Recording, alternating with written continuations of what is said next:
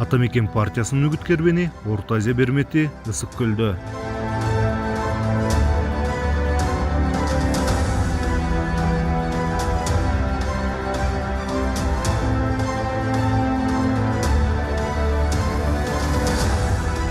Манас жер деген таласта башталган сапар бул жолу манасчылардын мекенинде уланды.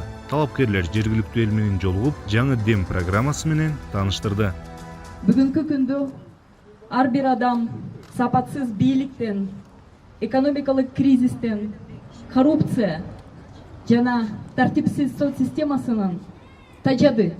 Ар бир адам жаңы дем күтөт. Ар бир адам реформа күтөт. Атамекен партиясы шайлоого чыгып жатабыз.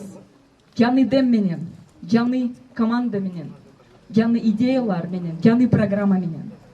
15 партия Аламанбайга катыша алышты.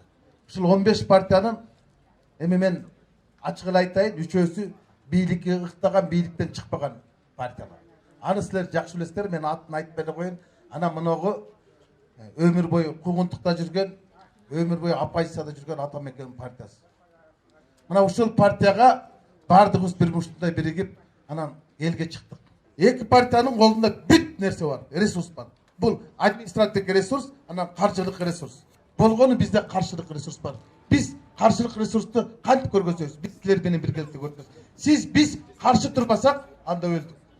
Анан 5 жыл дагы отурабыз да, добуштун баары сатып жерлеп турган. Чимкелик экесиңер, Хакырк экесиңер иштебей турган. Силер ошонун баары шайлай турган. Жайлай турганда силерсиңер, шайлай турганда силерсиңер. Мына бийлик бүгүн силердин колуңарда. Тоң менен Жети Өгүз районунун тургундары пандемия учурунда элин кароосуз таштаган, ар түрдүү ат коюлуп, кыргыз элин дүйнөгө уят кылып жаткан азыркы парламенттен, бийликтен жадагандыгын айтышты. Карапайым эл өзү эле оокат кылып атат. Эч ким эчтеке кылбайды. Мени тыят, бирдеме сүйлөсөң тыгып салабыз 3 балаң менен дейт. Президенттин жолун тоздум, көрдүбү? Көргөн да жок. Жалаң эле колунда барлар жашайт, колунда жок. Эчтеке басып ала албагандар жашап атабыз. Депутат Жанар Акаев кландык коррупциялык бийлик кайрадан келүү үчүн акчаны суудая кызып, административдик ресурсту колдонуп, бийликке келүүнү максат кылып жаткандыгын айтты. Биз силерге 1000 сомдон, 2000 сом, 5000 сомдон тарата албайбыз. Мына бүгүн чогулгандарга чай дагы бере албайбыз. Башкалардын бардыгы ошонтой жол менен алабыз деп атышат. Бирок биз ага жол бербешибиз керек. Кыргызстанды, парламентти, өкмөттү туугандашкан кландык система барын башкарабыз деп атышат. Биз ага жол бербейбиз.